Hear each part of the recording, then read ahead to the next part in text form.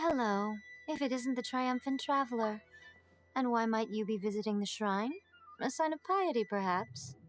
You literally told us to come meet you here! I was just joking. I've been waiting for you. Seems like someone's in a pretty good mood. Mm-hmm. Catching up with an old friend I hadn't seen in years was truly delightful. By the way, I heard that you had a duel before the throne, with a Fatui Harbinger no less. Courageous and astute. I must say, I am most impressed. Defeating Signora head-on in a duel means that your strength exceeds my expectations. Still, you did end up victorious.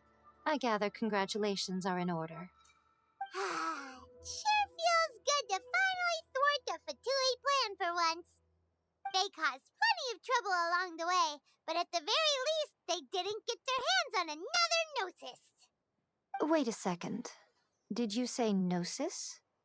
As in, the little thing that looks something like a chess piece? Yep, that's the one. You've seen one too? Gnosis belong to the Seven. They're what keep them connected to Celestia. Oh. What's wrong? I handed that over.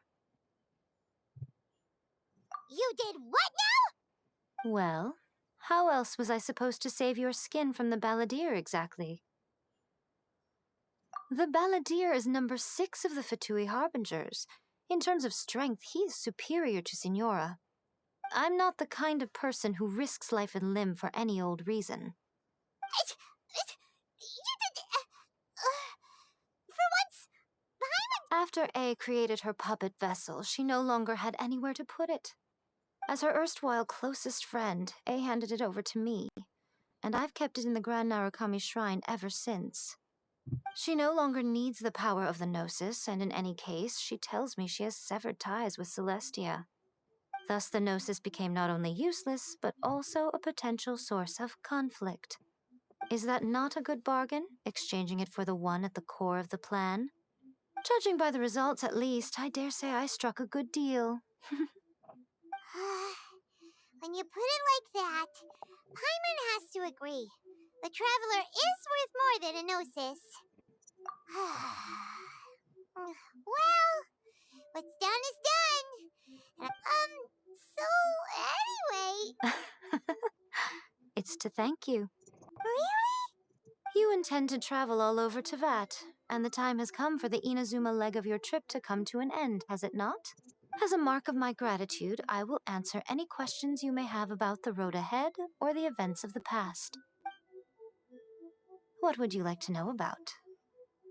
That puppet was built with technology that has been lost to time. Perhaps she, as a god, is the only one privy to the knowledge of its origins. Still, there is one other thing on this topic that I suspect you may be curious to know.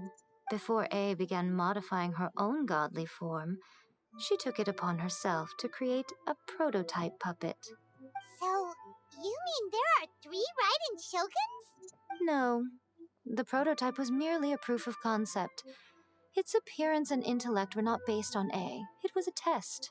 The original plan was for A to simply discard it. But perhaps A thought this to be too cruel, because in the end she chose only to seal the power within it. Later, this puppet wandered Inazuma as an ordinary human male with his own consciousness, until the Fatui took an interest in him. Not the Fatui! Some eccentric geniuses in the ranks of the Fatui made adjustments to the prototype, not only unsealing his power, but very likely rendering him even more formidable than his original specifications. The object of divine creation is now the one who has taken possession of the Gnosis, and the prototype puppet is now known as the Balladeer. What the... It is, isn't it? Who can say whether it's coincidence or destiny? I'm surprised an outlander like you is aware that there was once a change of Electro Archon. Morat's told us. He said that the Electro Archon Ball has passed away. Yes. The truth of the matter is that there were 2 twin gods, Baal and Beelzebul. Twin gods? They won the Archon War together, And when Baal established the shogunate, Beelzebul became her kagemusha, or Beelzebul is A, with whom we are now both acquainted. Baal's name was Makoto. As far as the world was aware, there were not two, but one. They complemented each other, and they ruled Inazuma jointly. So, in fact, the name Baal and the title of Raiden Shogun was understood to refer to both of them. Until what? Makoto died several hundred years ago in a war that I was not personally involved in. Since then, A has assumed the shogunate. Losing her sister must have been super hard on A. That was when A began to change. Makoto was her greatest loss. Paimon feels like she understands A a lot better now after finding that out. So what kind of god was Makoto? I didn't spend a great deal of time with her, but my impression was she was a gentle god, who in each moment cherished the beauty of what was before her. Wow. Sorry, I haven't a clue. I'm also unfamiliar with the god you describe, but if you still have doubts about A, I would say they are misplaced. Not only does she not fit your description, but she voluntarily gave up her gnosis long ago, severing her ties with Celestia in the process. That's good to hear. Otherwise, given that I'm her familiar, it could have made our relationship rather awkward, don't you think? Don't worry, we aren't looking to pick a fight with you. I wish you the best of luck. As for your brother's whereabouts, I will use all the resources at my disposal to investigate it, and I will also borrow some of Ayato's people from the Shiumatsuban. I'll let you know if I find out anything. Consider it part of my means of thanking you.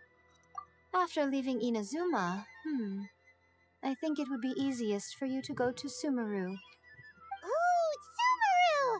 We've run into loads of scholars from there on our journey so far. Yes, well, Sumeru is the land of the god of wisdom, where the quest for wisdom and knowledge is never-ending. But their obsession gives rise to some truly inexplicable things. For example, in Sumeru, knowledge is holistically managed as a resource.